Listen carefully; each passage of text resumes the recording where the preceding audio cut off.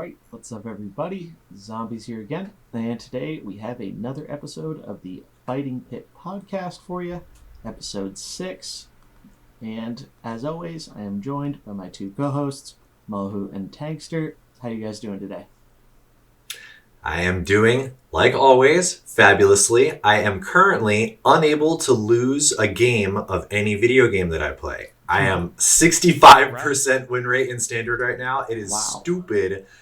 I need to just keep clicking the play button, but we're taking a break from Mercenaries, and I am ready to talk and get excited for some new Merc stuff, because some crazy stuff got announced. Yeah, absolutely. I'm feeling good. I'm enjoying a little bit of the downtime while I have it, going through my backlog a bit. Those of you who've been following me on Twitter know I'm a duels main now, or at least until we get some juicy Mercs info, which we did get a little bit of this week. So we're going to talk about that, maybe speculate and talk about some cool community events, right, zombies? Yeah, no, there's some really exciting stuff to talk about this week. I figured what we would go over first is going to be the small update we got from Paul in the Discord. It's funny, we actually got that like 10 or 12 hours after we recorded last week's episode. So which I have to say, I told you would happen. You did. In our Discord chat, I said, guys, should we wait a day to record because we might get some info? And then I think we stopped the podcast, woke up the next morning, and suddenly Paul had just dropped some knowledge on everybody. I was like, son of a bum. Yeah. So it goes, right? That's how it goes sometimes. But we're here to talk about it now. So with this news, basically, let's see. So he gave us one of the really cool things that I think a lot of people aren't necessarily talking as much about as they should is the first part of the update here mentions that they had some restructuring of the team in Mercenaries. So the actual quote here says, we had some restructuring of the team. Mercenaries is now one of the main pods with fully dedicated support from other disciplines, so that should make things that they want to accomplish this year easier to do. And he's not sure what he can talk about and announce just yet, but he has a few things that he did feel comfortable sharing with us. 22.2, so these are patch numbers. 22.2 is going to be the next patch we get. Some people thought it was going to be coming this past Tuesday, but I think we got an update on Twitter on Monday that said the next patch is coming real soon, but not as soon as some people were expecting. So I think that means next week is a little bit more likely for this 22.2 patch, and it's expected to bring the Battlegrounds update that we usually get after a month or so of a expansion release, along with some new mercenaries, which he mentions here, as well as a new zone and bounties. So that's really exciting. We haven't got that yet, but it's just been additions on BlackRock so far. So I'm really excited to see what they pick, especially because we know from a previous announcement that it's going to be Dragon Mercenaries. They've already done BlackRock Mountain. I'm wondering what other dragon-centric area we might end up seeing that they could kind of use to theme around these new mercenaries. Because if they're giving it a whole new zone, I feel like it's going to be a little bit of a bigger addition compared to what we got in the past, where it's just 3 new bosses. But who knows, right? It's the first time we're getting that. And he also mentions Training Grounds. V1 should be out as well. And really interestingly, the third equipment is no longer going to unlock from task number 7 for these new mercenaries, and instead it is now going to be accessible by clearing the appropriate heroic bounty with that mercenary on your team. And there's one more feature that he's really hoping to get out for the patch after the one with the new content, but no real specifics on that yet. And after that, they really want to start putting more focus on an endgame PvE system. So that is the whole update. A lot of stuff there. A lot to unpack. and if I could start with the very top of the list, for those of you who are unable to decode patch numbers like we just do by nature, at this point. So remember that the Fractured and Alterac Valley expansion was 22.0. The first balance patch was 22.1. So 22.2 is going to be the next big content patch coming. We can expect .3 to usually be a balance patch, whereas .4s historically are mini sets. And then typically we'll get a .5 with any balance changes from a mini set, and then back to .0 for the new expansion, which of course will be Hearthstone patch 23.0. So that's kind of the timeline we're looking at. You can kind of expect mini set to hit.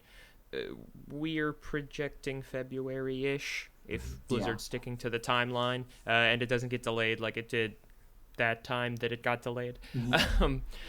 But new Mercs, you guys. How hyped are we about that? Mullahoo, are you going to finally not play MAM anymore? Are you going to use some new Mercs? Like, what are we doing here? No. It's just which one goes into MAM. I'm going to start playing my Ysera in MAM. That's all. There it is. Oh, got it. No, I honestly didn't even know that they were all Dragon Mercs. When was the sneaky hint on that? So, or not even necessarily all Dragon Mercs, but like too. dragons. It was a while Dragon ago. theme. I think it was probably a week or two at least before the holiday break. So like quite some time ago. But someone was asking in the Discord about if more dragons were coming, because obviously right now we have we have 2 dragons, right? What is it, 2 or 3? We have 2.5 with Voon. 2.5. Okay, Voon Summon is the half, and then we have Alexstrasza and Brightwing. So really not a lot of dragons for Gruul to take advantage of. So someone asked if more dragons are coming, and Paul actually replied and said dragons are coming really soon. I'm pretty sure he confirmed they were going to be the focus of the next bunch coming out, and that was after we got Valera. So I imagine that's going to be the ones we're getting in hopefully next week. Okay, I mean that would be sick. I mean, be spicy. I wonder, does that also loosely hint at what the mini set is supposed to be then? Because before the mini set, like the release of Mercs right before the mini set was Pirates, and then we got the Dead Mind set. Oh, that's true. I didn't think about that. Now this is the release pre-mini set. I don't know if we know anything about the mini set yet. I don't think we do. After we do not. Alterac Valley, and I can't even think of. Actually, no, it could just be like a Blackwing Lair kind of thing. That's possible. Wait a minute. Doesn't that not check out with like almost everything? It's a raid, which could be a PvE endgame content. It has Nefarian, other dragons, Chromagus, stuff like that. Chromagus could be a multicolored Merc. Could be a color shifting Merc. They could have the roles changing in Chromagus. I didn't think about it. That could be an angle, because post Alterac Valley kind of makes sense. Like everyone's level 60, they've gotten their PvP gear or whatever, and now it's time to like push the raid content with some of your epics from PvP. and back in WoW, you've got the zone that comes immediately after you start kind of going to raid, because the I'm blanking on the name of the last PvE zone currently in Mercenaries. Someone help me out. It is Blackrock Mountain. Blackrock, right? So that's where Blackwing Lair is. Yeah. Well, we do already have Chromagus. Like that design is actually, we have Chromagus. That's true, I guess. He was one of the and he does what you said though. He does the swapping of he starts out neutral and then he swaps to a different thing each turn. It's actually a really cool fight.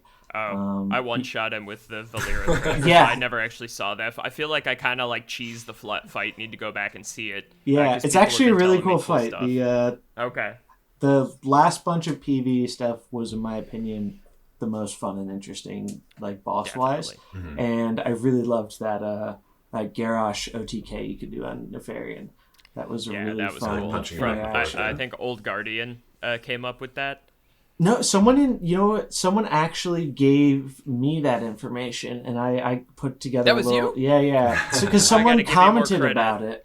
Like, I gave them credit in the video, but someone commented on one of the other. I did a different farming video that also included a little bit of Nefarian, and they were like, "Hey, I have this like really awesome strategy." I was like, I tried it, and I was like, "Holy shit, this is sweet!"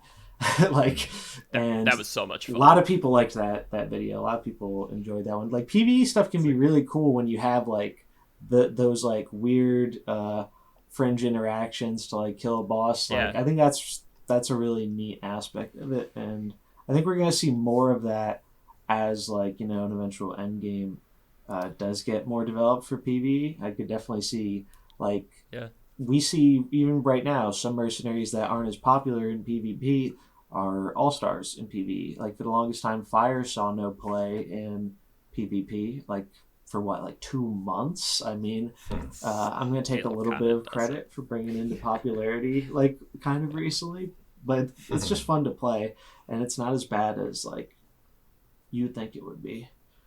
Well, and on the color changing thing, let's also remember that I believe it's Vanessa has a treasure in PvE that Mm-hmm. allows her to, I want to say, attack and then choose a color to turn into. She can That basically she's turn Oh, supposed into to. a really? Huh. fighter or caster. I So didn't know that. that is currently Ooh, implemented in game that's for Okay. dangerous. mercenaries, That's not really just for a boss. dangerous. So I'm just saying the I didn't functionality know that exists today. exists. Wow, that's good to know.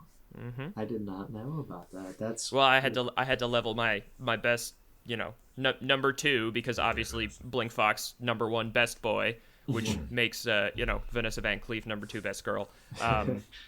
But yeah, that was really exciting when I found that, because I was like, okay, so they were testing it. I have this conspiracy theory in my head that the mechanics they want to use, they test out as treasures first.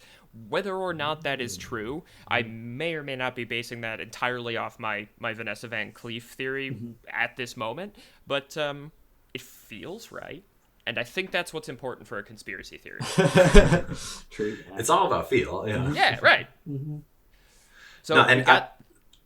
Go ahead. I was just gonna say and just kind of to like wrap to finish the like mixing together the PVE thing. I mean, obviously that's why Chromagus sounded too good, right? I honestly Right. forgot that they were already in the game. Yeah. But I'd have That's to I'll have to okay. go back and look at like some of those raids. I mean, I would suggest that's probably the first place I would look. I would go to what characters were part of the end game of vanilla like classic WoW. Where do dragons fit into that? And then which just mercs could be pulled from raids. But then we talked about it very briefly once upon a time.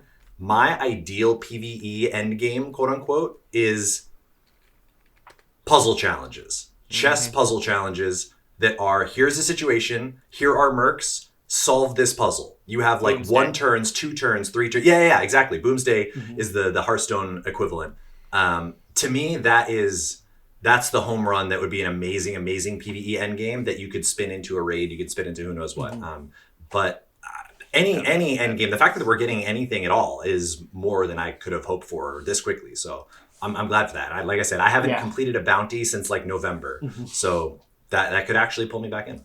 Yeah, that's a good thing. Like I was thinking about it, and obviously, even though all of us are more focused on the PvP aspect of it, one important thing to remember is like naturally by making PvE better and having more of a thing to kind of grind for than just PvP at the end, I think you're just naturally going to get more people who just randomly try PvP and then end up liking it, which is like, I think, as we've said before, just something that would be great if anybody could do in Hearthstone. If you could press that Mercenaries button and press into PvP with a rented comp or a weekly free comp or whatever, and just try it and mess around like you can in Tavern Brawl when they have those pre-constructed ones, right? Yeah. I think there's a huge potential there, and I don't think that's something that would necessarily come anytime soon, but I'm definitely going to keep advocating for it because I think that it would really just get so many people who otherwise don't have an interest in trying the mode uh, more willing to just give it a chance when otherwise they wouldn't. Like I remember like sometimes when I'd be hopping through like random streams, I'd just see there are people streaming the game and they still have those Mercenaries tutorial packs because they don't even want to touch it. And it's like you just it would be great if because I know quite some time ago like Ixar on Twitter talked about how he felt personally that having a experience where you can just open up the game and just click play without necessarily having to dive into the complexities of deck building is a really powerful thing for like getting people to play your game. And like as much as I love like deck building and all that kind of stuff, I really like agree with that point. Like just being able to do something where people don't have to where they just have that accessibility where it's like, all right, I'm just going to try this and I don't have to like put in a lot of thought or effort to uh, be able to try it, right? Right. Yeah, and I think that actually segues really nicely into the second part of this update that everybody has been hyped about since it was talked about at Mercs launch, which is Training Grounds, which is that ability to AFK level a mercenary. And we know at least essentially it's going to let you start with, you'll have 2 slots max. Whether or not you have to upgrade remains to be seen. But you can leave your mercenary there, and they'll slowly accrue experience. We know experience. I don't think we've got a direct answer on whether or not coins are also coming out of this. But, that would be incredible for really big, accessibility. Actually, yeah. If they could, even if it was just a little bit of passive coins, that would be really huge for the people who have a lot of stuff, because even for people who have almost a complete collection, getting those last like handful done is miserable. It's an actively miserable experience, and it's not one that you can it's not even something you can buy your way out of unless you really like gambling at really Trust me, bad I tried. odds. You can't. Like I think it was episode 3 or 4 when we talked about me trying to pay to win Vanessa Van Cleef and missing entirely. It's bad. Don't try it at home. Yeah, I made that mistake when Edwin came out, because I really loved Edwin, because I love him from Constructed. And I got no Edwin coins. Like I finished my Edwin right when I finished like my second mercenary, like Valera, and what was the second one? No, I didn't even finish the second one that bunch. I think just when I finished Valera, I also happened to finish Edwin, but still barely used him because I need to level my other pirates, mainly Vanessa, but also Sneeds for some good Sneeds memes. I will say that if you're playing with pirates, I think Black Flag is a trap. The speed boost for other pirates, I've really been enjoying the, and I'm blanking on the name of the equip, but the one that affects his skill 2. Or the always combo? No, not the healing. The always combo. Gotcha. It's a speed up and always combos his skill 2, so you can get the immunity. He comes out and he hits like a truck, especially when you've got, Valera sitting there, and he works really fun with Blink Fox too. Because that skill 2 has a cooldown, which I think, in my opinion, is part of what's keeping him from really being, tier 1 or tier S, and instead kind of sitting in that mediocre middle ground. But that's another discussion. Let's see. So the other kind of big thing other than Training Grounds, the change to unlock for Task 7 for these new ones. Oh yeah. It's kind of interesting. From everything I've read, this has been a slightly controversial announcement. Like slightly. Really? Yeah. Like slightly. I have been hearing just every side of this argument, and maybe it's just the discords that I hang out in, but I'm really curious to hear what your guys' thoughts are on this, because I have heard multiple takes, some of them hot, some of them terrible objectively. That's cool. So I want to know what my co-hosts here think. Yeah. So I personally think it's a good change, and I think a reason for that is I think we really should be moving away from Mysterious Stranger being the end-all, be-all of how you're supposed to grind stuff, because I don't think it was ever intended for that. It was intended to make the grind less bad, but kind of, I think it was more of a passive thing that we've just learned to exploit for as much coins as possible, because, that's what happens with min-maxing games like this. But I think changing, like before, there wasn't a reason to do any of the heroic fights outside of if you happen to get a a challenge or a task to do heroic, and then you could just do the beginning ones. There was no reason to do the higher end ones because the only thing you were getting was some additional coins sometimes. So it really wasn't just wasn't worth it outside of getting like an achievement. And Mm-hmm. if that didn't really appeal to you, like for me, I haven't done all the heroics in this game, like just because I don't Same. care. I'll get Yeah. to it eventually, but right now, I mean, I'm probably gonna do some of the, try to do some of them before the next patch. But I think they needed a better reason to do this. I think the concern from some people is more like an accessibility thing of, oh, what if I need one or two specific mercenaries to farm this heroic? Because as we've Mm-hmm. seen with some of the recent ones, some of the recent heroics can be pretty hard and Mhm. require a very specific angle to approach them at. And if you don't have the mercenary, if you don't have them leveled to a high enough spot, which is usually at least like near PvP levels for if you're doing high level heroic stuff, then maybe you can't easily get the equipment for these characters. And I think that's the thing people are a little worried about. But I feel like if they're going to put these equipment behind those heroics, I feel like they would kind of know that and try not make those bosses at like make it so a more wide variety of characters can beat those bosses because that's something you actually have to do if you want to progress these Right. mercenaries. Mullahoo, what are you thinking about this? I mean, yeah, I without hearing it, I'm surprised that anyone would think that hiding the task 7 behind a bounty would be a bad thing. To me, this is just strictly great. In my mind, the bounties and all the heroics are borderline trivial as long as you have any kind of real collection. And I think in general and in WoW and in other like Blizz IP, like if you're doing the heroic stuff, there is an assumed degree of either commitment to the game or commitment to having a collection, or like they do say we're gonna assume that you've got some stuff. We're not gonna scale this around the brand new player. Like the heroic experiences, the mythic experiences are never tailored to the brand new player. And so Right.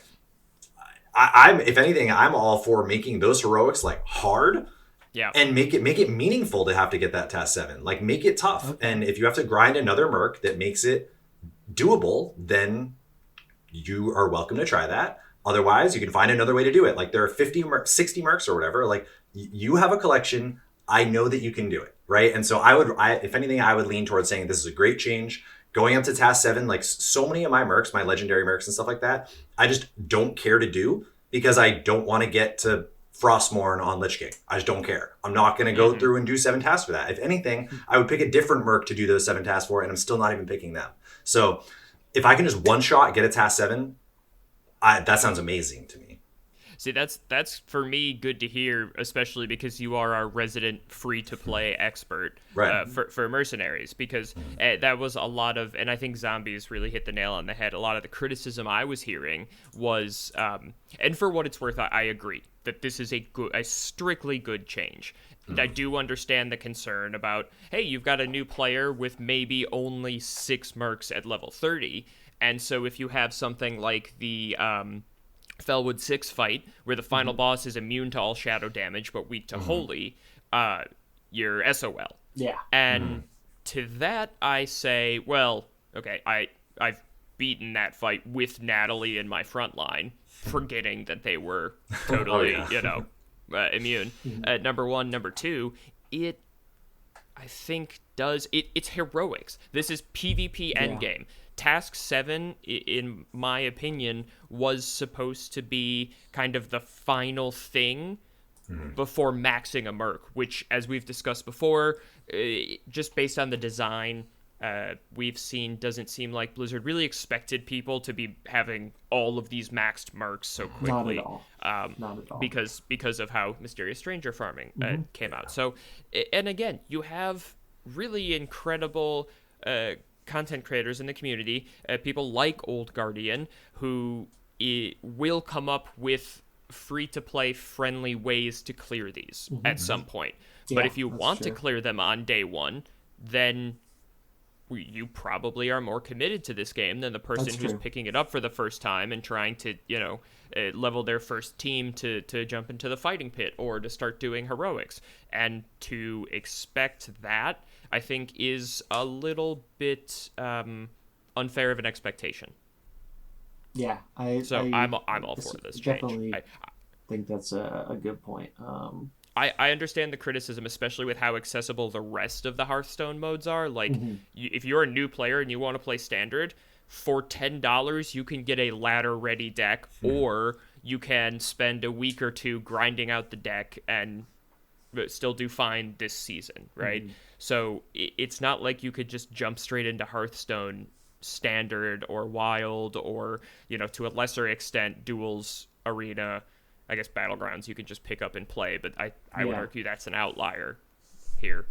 Definitely. Hopefully one day we'll have accessibility on the level of Battlegrounds. That is what I'm gunning for. But it's not going to happen maybe somewhere in overnight. between. It's not going to happen that quickly if it does ever happen. But I think it is a good step in the right direction, right? Definitely. And I personally like that now we have 3 distinct ways to unlock 3 distinct equipment. One's a freebie just for leveling the Merc, one via tasks, which you're going to get daily, even if you're not farming Mysterious Strangers, Yeah. and one as part of the reward for doing these harder heroic bounties, which, by the way, there are no current achievements for in-game. Oh, really? There's I didn't just- know that. Because I looked before I went to go clear out all my heroics when I was bored the other week, and since I couldn't find them, doesn't mean they're not in there, but I mean, I couldn't find them. Yeah. So Huh. there's literally no incentive, even for my cute little fake internet points Yeah. counter. Yeah, that's Zero interesting. incentive. I didn't know that. And we did see for that 22.4 thing you mentioned, it's not specified, but there's been a lot of speculation, and I agree with some of it that it could definitely be the extra coin solution, because I feel like that's one of those things you definitely cannot specify about if you don't know if it's shipping in that patch or not, because people are very eager to see what that's going to be. But I'm curious to see if it's that or if it's something else entirely that we just know nothing about yet. I honestly didn't even think about that. Yeah, I'm willing to jump onto the bandwagon and say that like some kind of converter for extra coins could be on the way. I could see that. That alone would solve, like you said, a lot of the accessibility issues for a lot of people. That, I mean, in a weird way, extra coins mostly reward the players who are already like super deep and too deep into it, which is kind of a problem. And so it doesn't really help the new person. But if we're helping out the little guy with the training grounds, right, that is certainly, especially if it's experience based and we can't get coins, we can't get tasks, that's a very like new player friendly mechanic. And then if you get the extra coins mechanic, that's the very like well-established player mechanic. It just helps them finish it, right? Because like as we've talked about before, and the pains I'm feeling right now with finishing the last 4 Mercenaries are brutal. Like, I know, I did the math. I talked to Frankie, who finished grinding out his Sky Admirable, right? And he told me it's about 200 coins an hour on 1/1. Once you have her skill 1 leveled up, I think.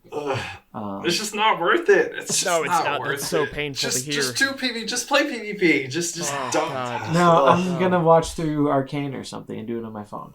That's the way to do Mercenaries grinding, in my opinion. I do not I do not sit down at my computer and go away grinding. I'm either on my laptop or my phone, and I'm doing something else. My brain is 100% not focused on the actions. And that is, I think, for me, why I'm the most excited about the 22.4 feature and the endgame system that Paul alluded to.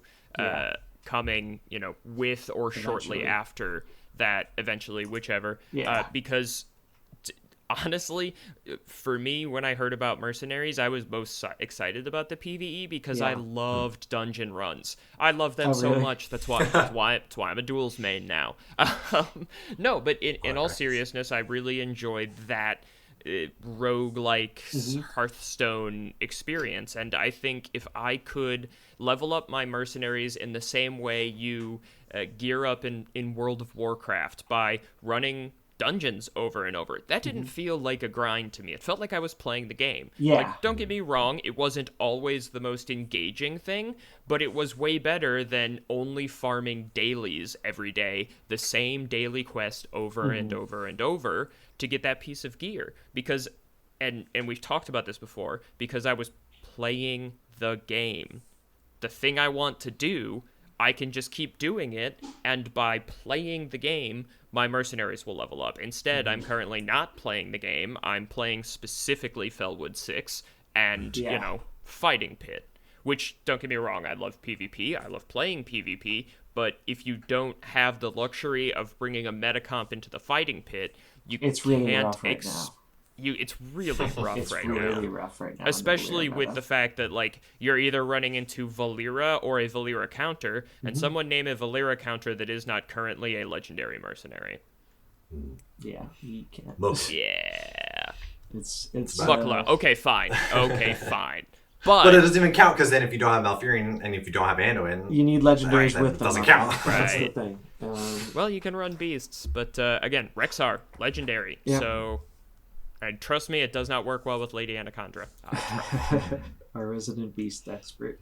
One day. Well, I'm working one on some day. spicy Trigor stuff, so hopefully we can talk about that a bit next week, along with new Mercs. Yep, he's another one I have to put in like it's gonna be 6 sick. hours in to finish. That's going to be really fun.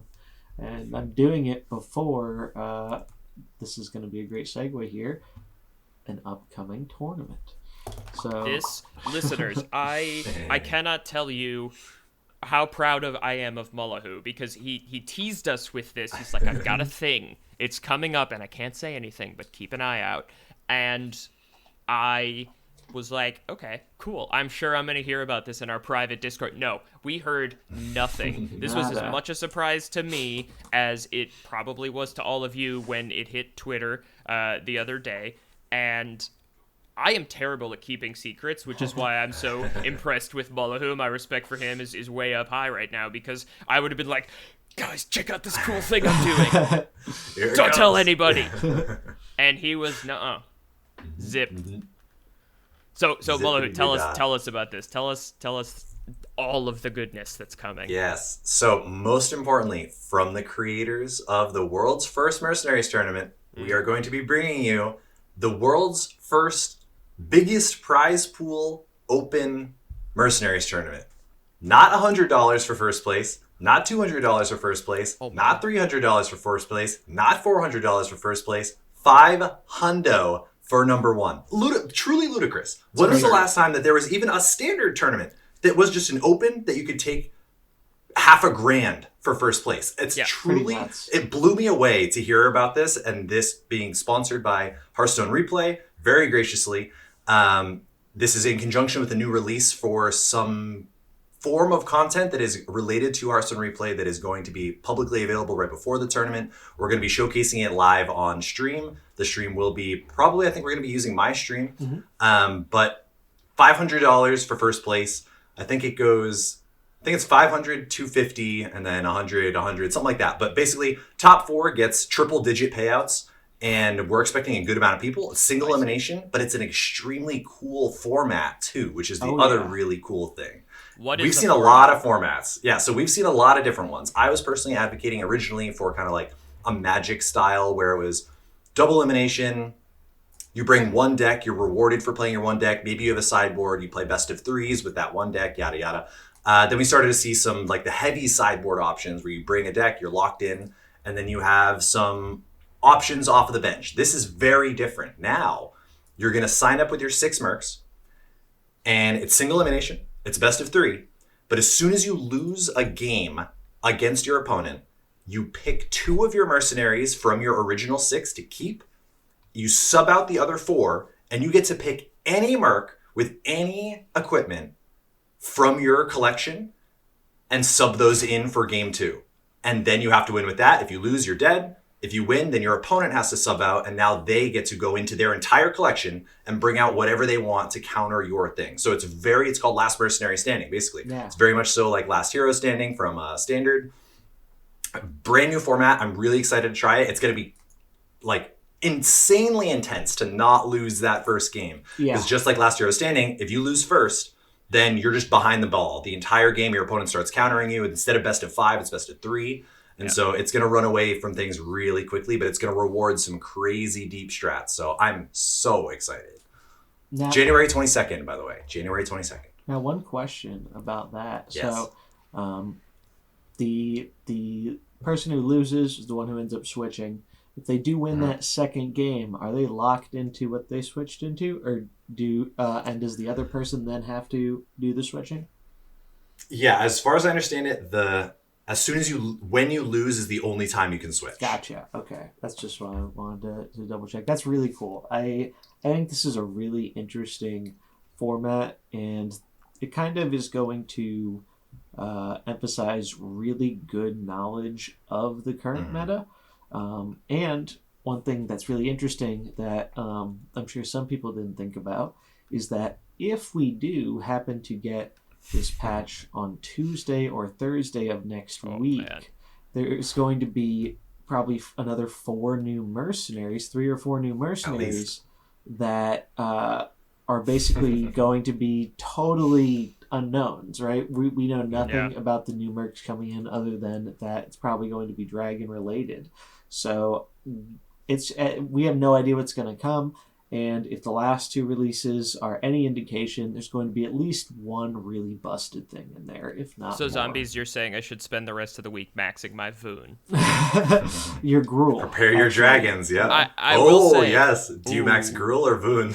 Which direction? Yeah, Western man. Alex, too. Spicy. Don't forget Alex. I will say, as of this recording, there are already 14 players signed up, and as someone who has run these tournaments before, I can promise you that will probably double before we actually hit the launch date. Even right, the day the tournament starts is what they call that. And so, looking at these names real quick, you see a lot of community celebrities that we've seen perform really well in previous tournaments. We have Wizard Beast, who we talked about. He was kind of the foil to our hero in the Pauper tournament before the new year. We have Mana, who has been absolutely crushing it in a couple of tournaments. Zombies and myself are already signed up, and I'm seeing a couple others, both people who played in Pauper and folks who have played in other tournaments as well. So really, really exciting to see some of the community's best already getting involved. And looking now, it's actually $1,000 plus in prizes because top 16 are getting something, right? If you finish in top 8, 6 months of HS Replay premium bundle. If you finish in 9 to 16, 1 month HS Replay premium bundle. So they're clearly expecting 32 plus folks here, because I personally am not generous enough to pay out all 16 people who showed up for our Pauper tournament. I respect you all deeply. I'm so glad you came to play, but I don't have that kind of moolah. So I am so excited for this. And the sneak peek at the unreleased HS Replay features that have to do with Mercs, which I'm sure Mullahoo has secrets about, now that I know his head is full of secrets. I have no idea. I don't know if Zombies has any idea. Maybe I'm in the dark here. But there's so much to get excited about, and Blizzard hasn't even given us patch notes yet. Yeah, right. Okay, I consider that this is all with no Blizzard input whatsoever. Like, this is truly yet another insane just metric set by the community and by the people that are well invested in this, and an amazing opportunity to reward the people that were committed. Like, this is the highest prize purse that we've seen, and like a straight up 100% legitimate reason to have spent all of the money that you spent on Mercenaries, all the time that you spent on Mercenaries. Like, this is real, and this is setting a precedent that looks great for the future. Oh yeah, It's very exciting. This is going to reward you. This type of format is the first one we've seen that will actively reward you for having a deep collection. Yep. Right? Mm-hmm. The folks who have had their Mercs maxed for, all their whole collection maxed until now, the best you got from that was some achievement points and a very special color for your name on the HS Mercs Discord. That was it. Now you are coming in fully loaded to the gills, whereas someone even like me and zombies, I think zombies, you said you're missing 4. I think I'm missing 6 or 7. Like, for all I know, it's gonna be Jiraxis that I needed to like come out and stop my opponent, and he is not maxed for me. So someone who has that is gonna have a leg up on me, and that is really cool to see, especially with how much we are trying to help new folks come in. It's going to be really fun to see this kind of upper echelon, these folks with the maxed collections, and see what they can do with all of those tools at their disposal. Yeah, definitely. It's this event is the I really loved all the prior Mercenaries event, including the one we put on and others in the community. They've been really great, but this is the first event where I'm like, I have an actual incentive to like grind this and try and learn this and try and do my best to like win this, because like those are some very real prize pools. So for the top 4, it is like Mullahoo said, 500 for first place, 250 for second place, and third and fourth place both get 125. So that is a super generous prize pool, in addition to all that HS Replay Premium, which is awesome because they have some really sweet stats over there. And like previously mentioned, they're going to be having a new Mercenaries edition to their site, which should be live by the time the tournament kicks off on the 22nd. And Mullahoo, maybe you can answer this question, but I don't know what an HS Replay bundle is. Are we talking like, okay, I get both of the standard kind of data, the Battlegrounds data, tier 7, I think that one's called, and then whatever this unreleased Mercenaries thing is, like, is that what bundle means? I'm so pumped. That's a good question. I don't know for sure. My closest answer is that it's like in terms of just like a multi-month bundle in that sense. Like I think it's closer to like you get a 6 months of a bundle in that way. But I mean, most likely, I'm sure it does give you full access to everything. And like we said, new Mercs content, like a new function. Like I got super used to using just regular like Hearthstone replay without looking at top 1K legend, without looking at top anything. I'll use it all the time. But if there are like legitimate Mercenaries related data and info that I can get all of a sudden now with the pro subscription or something like that, like spicy. That's legit. And again, whether it's Battlegrounds, Lobby Legends is going to be coming out right around the corner. Yet another great reason to have a deck tracker, to have Hearthstone replay. I mean, the incentives are only getting better and better. Like the actual equity in a Hearthstone replay subscription literally is increasing by like 25%. And I consider myself our resident Vicious Syndicate shill, right? But HS Replay has found my weakness, and it's that I can be bought. So just for everybody out there developing something new, Tangster can be bought. I will shill for you for less than you probably think. Our advertising board. But in all seriousness, just for this a 6-month bundle, I would happily join this tournament for that prize alone, and they're throwing cash for top 4 on top of this. I am literally over here getting chills. Our community is so awesome, you guys. Like this is, I don't open invite, huge cash prize. I don't know what else to say about this except that I am hyped. Yeah. And I will be releasing no information about comps I'm testing between now and the tournament. So don't come here for it. Gonna keep it on the down low, that internal preparation. We're gonna be scheming like Yugi and Kaiba and the duelist. Oh, you know that's right. Start scrapping with whatever friends you got. Also, honestly, you can use the Discord too, right? The Discord has functions to be able to find people to play against. Like this is now again a real incentive to just find even literally just like random people, just anyone that wants to throw down and play like best of fives, just literally finds, if you want to play in this tournament, I fully expect you to be practicing with somebody and playing this format because it's weird. It's weird. You're going to have to get used to it, but you're going to learn some tricks real quick that if people are not practicing for this, you're going to have another leg up. And this is the first time where a $500 incentive should be a reason to play. Maybe we should crack open the Fighting Pit Podcast Lab and stream some of our prep if we're That'd be cool. Feeling generous, you know. That would be sweet. Do a best of 5 stream. That could be fun.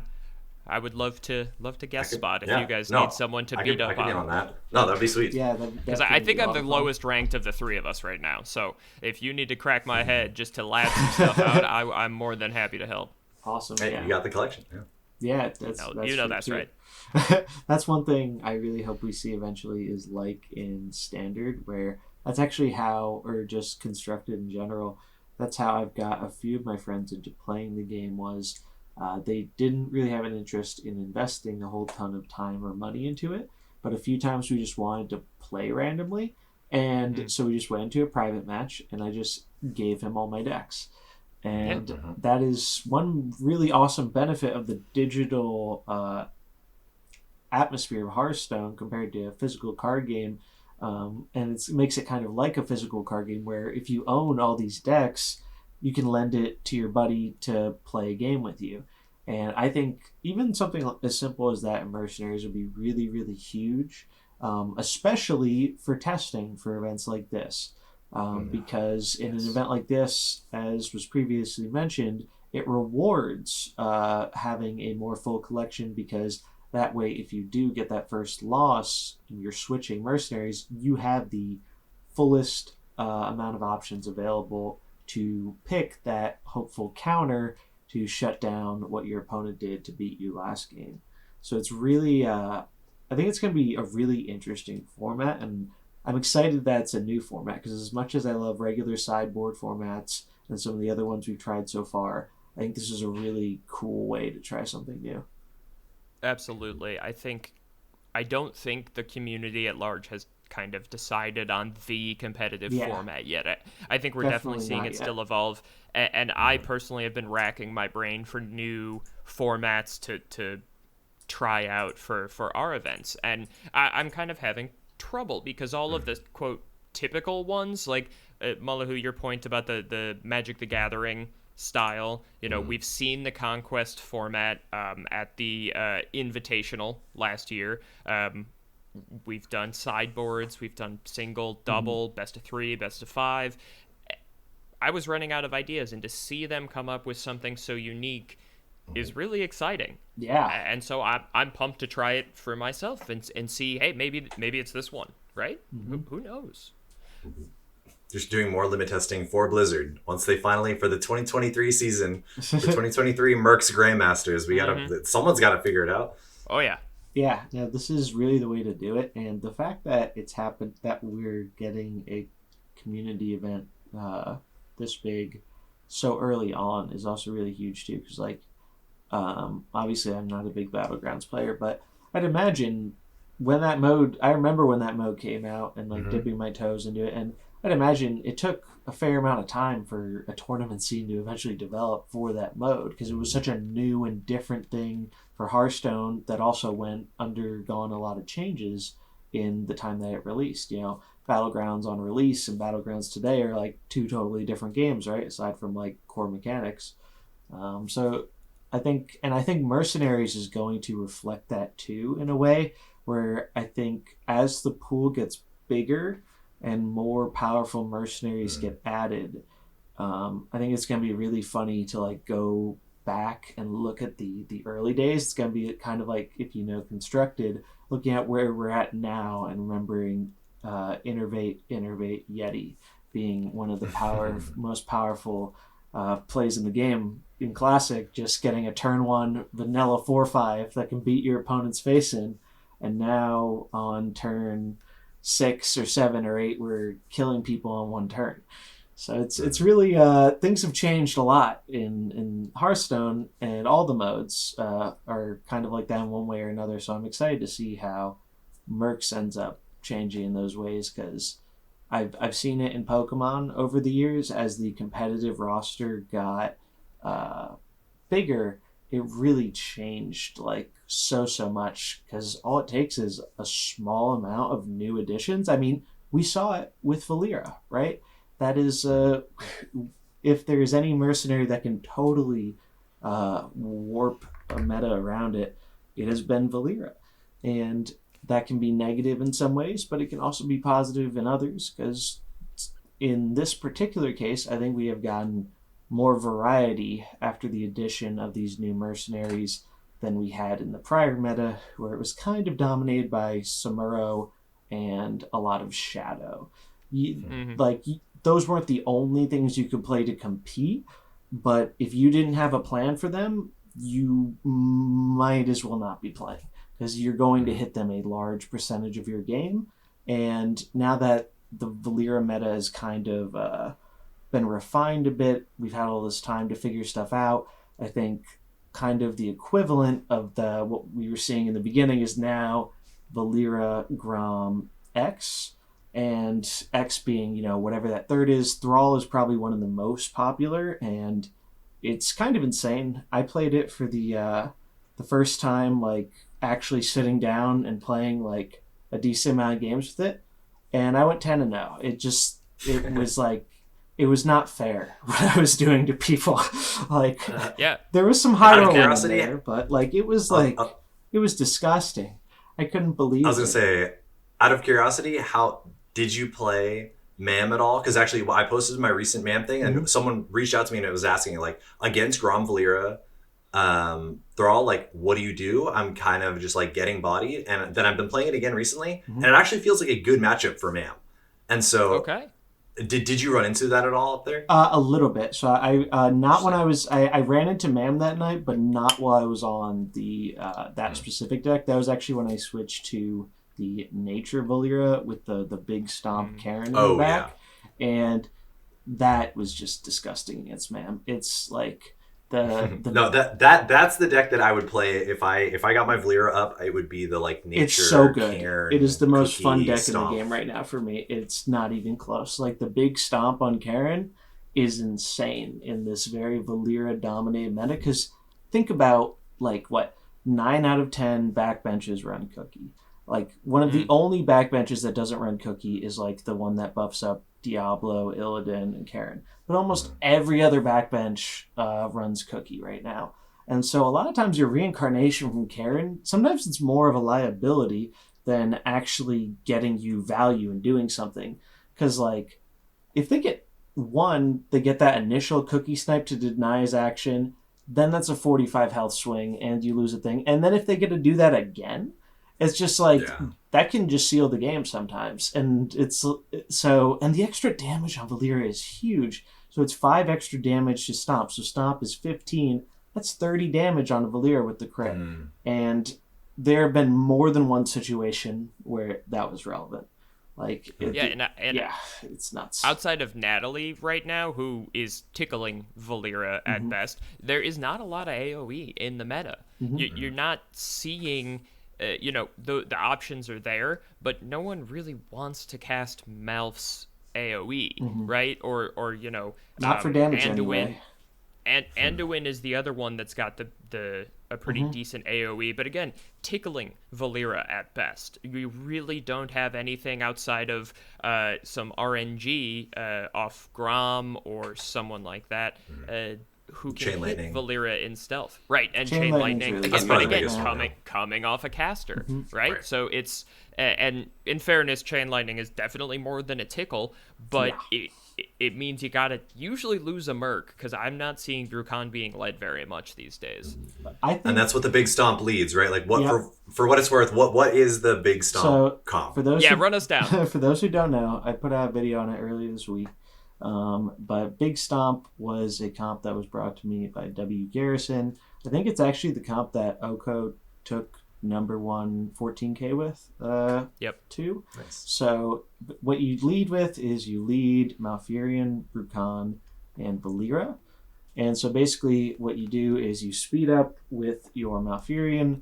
Usually you ramp up your nature, but sometimes it's correct to slow, because especially against other Valyria mirrors, sometimes it's good to get the slow, especially if Grom's their only combo enabler, because then you can make it so their Valyria can't combo a second turn in a row, which is kind of a By neat... muddy footing on one, you mean? Yeah, because you're going to be going after them most of the time, because they're going to combo their Valyria, so all their stuff's going to go, so it'll be active next turn. But a lot of the time you do want the nature scaling, because this is a very nature-focused comp, and that's the benefit of this comp. And now the cat's going to be out of the bag a little bit, because I broke it down a little, but Valyria is your third lead. And the thing with this comp is all three of those leads are incredibly powerful threats.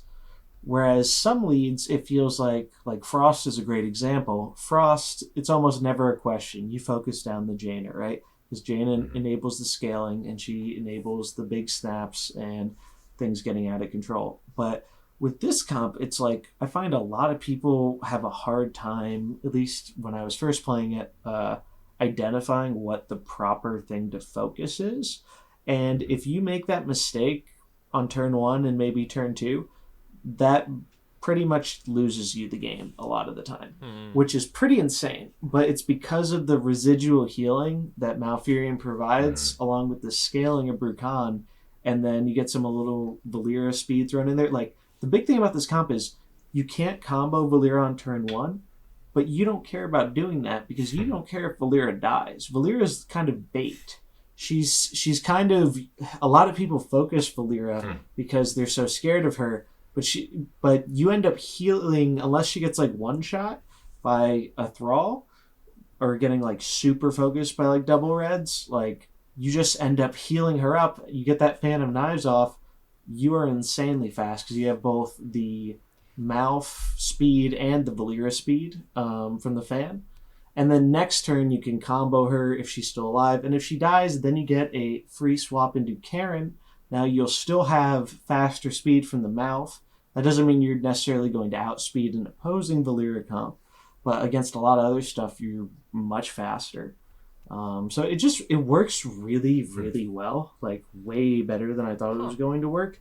And yeah, just playing the equipment on Karen is really fun, because especially so the correct thing, like 90% of the time, you kill the Brukan.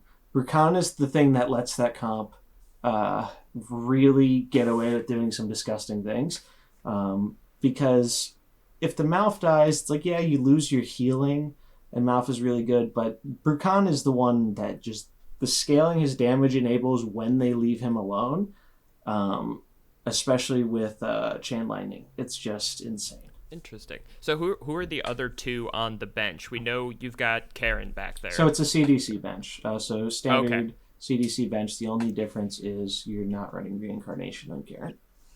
Interesting. Okay, I'm gonna have to give that a go. Last question.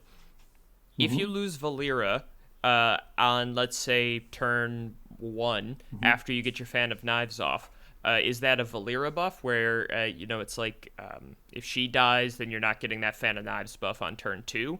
Or is that something she's buffing your Mercs with? Does that make sense? So are you asking, is the one you bring in subject to that buff as well as the other two?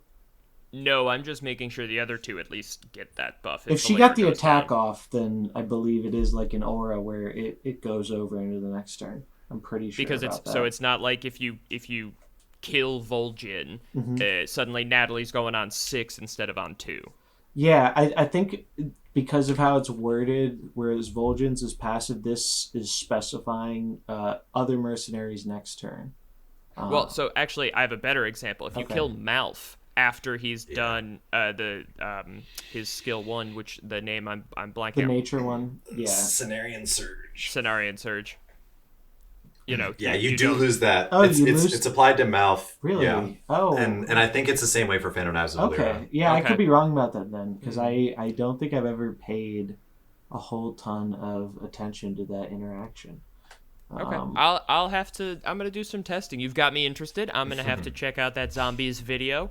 I hear that guy is really good and his channel is incredibly educational. So I'm gonna have to check out. But all joking aside, I have been so bad about team building recently, and the videos you've been putting out recently, Zombies, have been awesome. in keeping me kind of up to speed on what is being brewed as I'm moving over to duels while I'm getting kind of a little stale on the Mercs side. So deeply appreciate you, sir. Thanks. We're in the patch waiting room right now, and I think we won't, as it's been alluded to, have to wait too much longer. I think it's going to be sometime next week, probably. I'd imagine Tuesday, but we've seen Thursday patches before too, so could be either or. But like, I think I feel pretty confident in guessing that it's going to be next week, especially with how people are starting to sour more on standard now that Weapon Rogue is kind of taken over and all that stuff. Yes, we here at the Fighting Pit podcast fully support the hard deletion of Toxic Rogue and Mozaki Mage. Yes, please. Yeah, both of them. And also full-on deleting Rokara in Wild and banning cheaters. Yes. Okay. 10 times. Yes, please. Just so everyone's clear on where we stand on top button issues of the Hearthstone meta today. You can throw the Hunter quest in there too, but yeah, pretty there much. okay. That's those would fix a lot of my grievances with that format. But that's a discussion for another time. I think so. And speaking of, I think we're getting to the end of our time here. Zombies, I don't know if you came up with an outro question for this episode, but I have one if you don't have one. Go for it. Yeah, go for it. All right. So we know that Paul himself is working on this new feature. He teased it in the post we talked about earlier in the show. What do you think that feature is? Not well, I'll let you choose. What do you hope it is? Mm-hmm. And what do you think it is? Okay. And those for the answers PvE are stuff? the same? Or after that? It's not specified. The PvE stuff is specified, so it's not that. It's his unspecified thing he's trying to get in. And I will read the sentence again. 22.4, trying to see if we can deliver on a new feature that I'm actively working on right now. Hopefully we can make this in time. That is the feature I'm talking. So just a little bit of a guessing game here, and you can tell me what you're hoping, what you think, or both, whatever it is. All right. What you got? I like that. All right. I've got a hoping, okay. Or like I've got my answers at least. I think I'm hoping that it's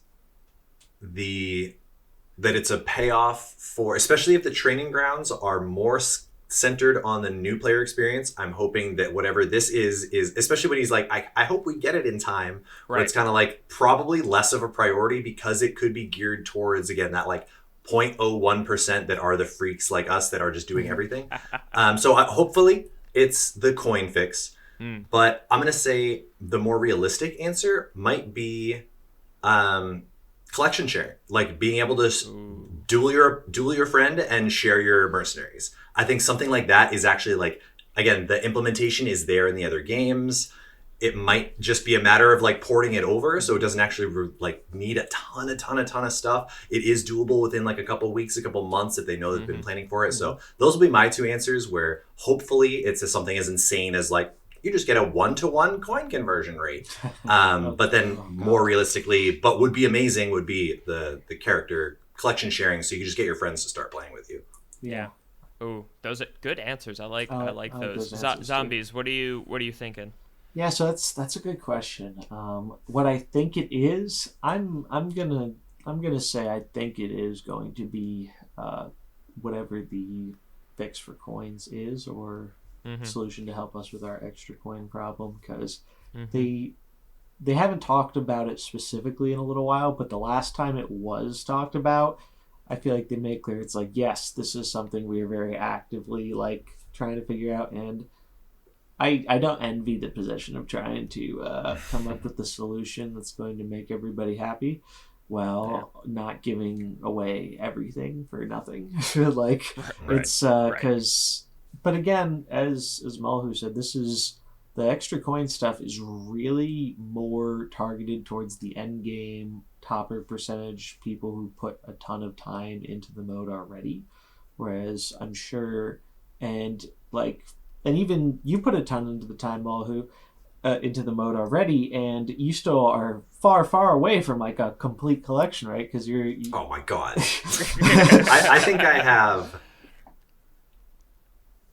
5 maxed mercs, 5. like out of all of them. Really? I would have expected at least like the OG ma'am from you to be maxed already. Nope. Actually, from Mam, the only mercs that I have maxed are Mouth and... I bet you did Anduin for the breakpoint. Because there used to be a breakpoint before Cookie. Yeah. No, I don't think I have Mouth really? maxed. I mean, I don't think I have Anduin maxed. I actually don't even... Mukla is very close, and Mukla's breakpoints actually matter more. Oh, so no kidding. I'm still not even at that point. Interesting. Actually, in a weird way, Mukla being lower health might be better to fight against Valera, so it can have lower health, so That's she an punches interesting that. point. So I'm kind of waiting off on maxing him. I need like 40 coins, but I'm not so sure. you're right But yeah, there. no, honestly, it really hasn't impacted my experience at all. Like hitting top 200 without max mercs like very easily. So Yeah. it's Well, been good. I like those answers. I think you are being very reasonable. So I'm going to be unreasonable. I'm going to take a dark horse answer. I have this distinct memory of talking to Paul in Discord in like early November, and he said something to the extent of, "I'll have to lab that out tonight." And I poked him on that. I said, "What do you mean?" And what I pulled from it is that there exists essentially a developer tool that lets him play against himself with his collection, so he can start figuring out what the lines are and what is balanced and what isn't. That'd be incredible. I am hoping that we get a lab. I That would be want sick. to be Really able cool. to take a 3-on-3 Merc battle with myself so I can figure out what the right opening lines are. I don't expect it. I don't actually think it. This is a pie in the sky, hope beyond hope, dark horse that like we talked about it once and it was never mentioned again, but I cannot let go of it. So I like that. That's my guess. That's a good one. I do like that. I would not really bet like that. money on this, but I'm still guessing it. Just I know Ixar was also just talking about in one of the AMAs recently. Somebody asked them about just like the ability to kind of like give players almost more so like giving like content creators a way to be able to do things like this, or just like give the community a tool function. And he was in favor of it, and I wonder if that favoritism could be rooted in any kind of actual developments like on the team side of things. It could be. It's possible. What I took from that AMA is that he wanted it to happen, but there was a great deal of development overhead for it because it would be brand new everything. And so I hope he wasn't just spitballing. I want to believe that there's something behind that they've thought about this internally and it's on a roadmap somewhere. But I am pessimistic.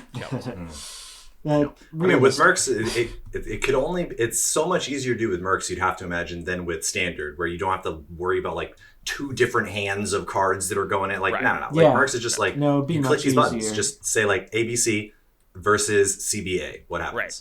Yeah. That seems like it should be easier. Again, do I know anything? No. And that would be an awesome feature if there are going to be more bigger tournaments down the line. Like, if I could just go and mess around just playing on my own to see, this is what I'm expecting to run into a bunch. What is the best thing I can bring in as a counter? If I can do all that on my own, like, it just, more people will be able to test for events like that than there would be able to otherwise, because not everyone either has someone to practice with, or sometimes you do have people to practice with, but the times just don't always match up. Life gets in the way. It can be tricky to find that time to put in, and to, if you really want to max those percentage chances of you winning, this is an event you're going to definitely need to put some time into. If you go into it blind, I think you're going to have a really hard time with kind of the decision making in sideboarding. Those new Mercs, because it's, as someone who's played in a few events with just a small 2 or 3 mercenary sideboard, there's already a ton of decision making there, and that's with your selection being limited. There's no limit at all. You have your whole collection of mercenaries to choose from, so it's like you can just it's going to pay off a lot to know those fringe interactions and fringe counters, because like in Constructed, this is a format that kind of rewards that more than standard regular ladder does, which is kind of a cool parallel from like the competitive scene in other parts of the game. And let's not forget how we found out about Karen Diablo in the first place. That was a fringe interaction until Leaf brought it into the first tournament, and now it is a meta staple. Find us the next meta staple, listener. Yeah, and play in the tournament. And if you don't want to play in it, and you just want to get in on some sweet Mercs action, and enjoy watching it, be sure to catch it at Mullahoo's Twitch. So I think that's going to be a great little segue into our ending bit of where can we find you guys here on the internet. Well, you can find me at twitch.tv/Mullahoo, and same thing on Twitter. You search Mullahoo, and at esports.gg if you search there. Read some Hearthstone articles over there. I'm actually currently in the middle of putting out a Thief Rogue guide that also has a guide inside it for my version of Thief Rogue, which has been performing unbelievably. So stuff coming down the way. Sweet. Yeah, and you can find me on Twitter at Tangster1922, on Discord, any Mercs related Discord. I am lurking there at Tangster. And as always, you can find me on the official Fighting Pit Twitter account at Fighting Pit. Awesome. And you probably know it already, but you can find me on YouTube, Zombies Go Nom Nom. Also the same on Twitch. Z instead of the S, though, for zombies. I've been doing some more streams over there, and pretty close to affiliate. I think we just need like 2 more streams, and I'm good. Ooh, nice. So hopefully I get that this week. So usually it's nighttime, sometime EST, nighttime, 8 or 9 p.m. onwards, and sometimes I go really late if I'm feeling it, or if I'm high rolling like I was 2 nights ago. So it's been a really Can't fun. stop if you're winning. Yeah, exactly. And that's dangerous when I was playing Gladiator, so not Gladiator, Roulette. So the idea is you switch when you lose, and I had to stop because I was going to keep playing. Like it just after 10-0, I'm like, all right, I want to play something different. This is going really well, but it was just too much because it was supposed to be a short stream. Problems. It was supposed to be like an hour or 2 stream that turned into like a 4-hour stream. But it was really great. So if you don't know, come hang out there. Of course, all these links will be in the description, as well as a link to the tournament itself. So definitely encourage anyone who even has a remote interest, sign up for it. You've got nothing to lose. It's fully open. There is no pay-to-play aspect here of like entering the event. So even if you don't have everything, the only way to know you're going to lose is to not enter and not try, right? So and you don't have to pick your lineup. Like you can sign up and you don't have to lock in who you're playing. So like sign up now. That's an important thing to mention. And then show up. Because I had a question about that before that got answered for me, which is great. But in case anyone else has this question who's not familiar with Battlefly, basically when you're signing up for the event, it's going to ask you for your 6 mercenaries. You are not locked in when you sign up. You are allowed to change that before the event. It's just part of the Battlefly process. So don't worry about if you don't have your lineup set. Like, I don't know what I'm bringing yet. Just throw 6 in there and you can change them later. And because Battlefly is more set up for traditional constructed Hearthstone, it is going to ask you for a deck code. So it's pretty much entirely irrelevant. Just go on HS Replay, grab a random deck code, throw it in there, and it's not going to be used for anything, but it's just part of the UI element. Because it's obviously Mercenaries is new and it's not designed for Mercenaries. So I did want to put that in there for anyone who signs up because those were some questions I had when I was signing up for it. But yeah, definitely check that out. I'm super excited, and I'm probably going to do another kind of video focusing on it maybe next week just to drum up the hype a little bit more as we get closer to it. So anyone who maybe didn't watch this, they might be more aware because I really want this is a big prize pool and a lot of support. So I really want to, get as many people involved with this as is possible. But yeah, that's going to do it for us today. As always, you can find us here on my YouTube. You can find us on all your regular podcasting platforms, Spotify, Apple, RSS feed, etc. But that's going to do it for episode 6 of The Fighting Pit. Thank you so much for watching, and we will catch you all in the next one. Peace. All right.